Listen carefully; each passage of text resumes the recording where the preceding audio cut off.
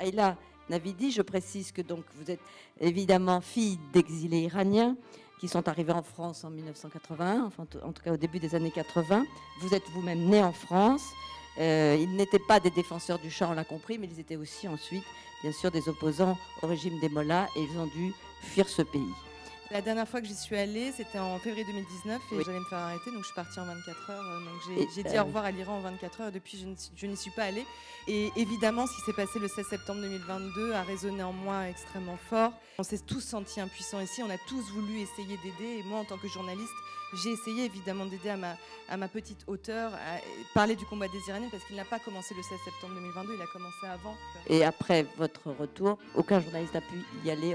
Non, c'est très difficile. Moi-même, j'ai eu des difficultés. J'ai eu des articles dans la presse comme quoi j'étais une espionne. Mes proches, mes collègues ont commencé à être interrogés à mon sujet. Et en fait, quand on grandit avec la cuisine, la musique, la poésie, le cinéma, enfin toutes les choses qui constituent en fait une culture, quand elle est transmise dès le plus jeune âge, évidemment qu'on a un sentiment d'appartenance qui est total en fait à un pays. Et l'engagement que moi j'ai décidé d'occuper un espace culturel en racontant cette histoire.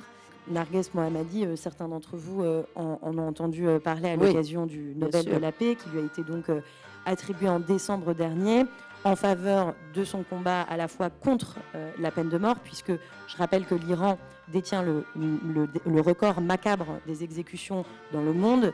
On est à plus de 830 exécutions sur la seule année 2023.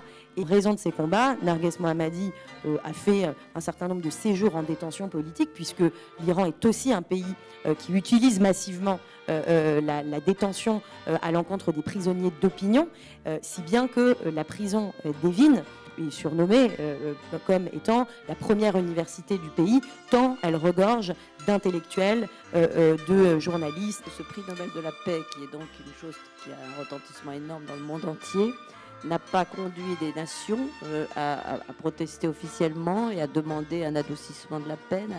Vous touchez là, je crois, chère Claire Chazal, un sujet qui est tout à fait celui de l'efficacité aujourd'hui de la diplomatie des droits humains. Et on voit que dans le même temps, les Iraniennes raflent donc les distinctions en matière de paix et de droits humains, et que leurs bourreaux, eux, sèment le chaos et la déstabilisation dans l'ordre mondial. Comment vous faites quand vous avez une opération de falsification de la vérité judiciaire avec des tribunaux ecclésiastiques et révolutionnaires aux ordres? Eh bien, les Iraniens sont devenus des véritables reporters, puisqu'ils ont, par le biais notamment des réseaux sociaux, documenté eux-mêmes cette répression. La génération après, la nôtre, celle qui a 16 ans, 17 ans, elle est tellement plus courageuse. Et peut-être que, en fait, cette génération des réseaux sociaux, des jeunes filles de 16, 17 ans qui vont manifester parce qu'elles voient ce qui se passe à Berlin, elles voient ce qui se passe à Paris, elles veulent la même vie, en fait, que des jeunes filles de leur âge. Elles risquent maintenant jusqu'à 10 ans de prison pour un voile qui est mal mis. Et malgré cela, elles passent devant la police, dans les métros, dans les rues de Téhéran, sans le voile. Donc ça, c'est des actes de désobéissance civile. La lutte de la grand-mère qui était révolutionnaire en 79, ou la lutte de la mère qui a vécu une guerre, a perdu un fils pendant la guerre Iran-Irak, et avoir vu toute cette soumission, ça donne aussi cette force, je trouve, pour aller de l'avant. J'ai vraiment le sentiment de ne pas voir de peur. C'est-à-dire que le rapport à la peur est tellement différent d'une autre.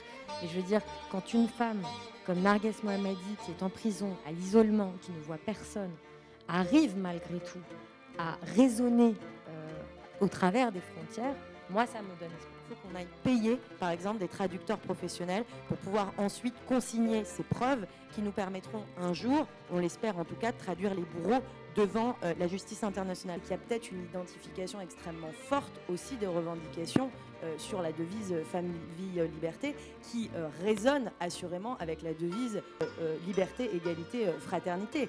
Et c'est aussi en propre de mettre en avant finalement que les femmes aujourd'hui, et elles ont pris un rôle qui était un rôle d'avant-garde dans les contestations, c'est elles effectivement qui ont véritablement structuré en fait le mouvement avec leur mot d'ordre, et c'est aussi une des raisons pour laquelle ce slogan est parvenu aussi jusqu'ici.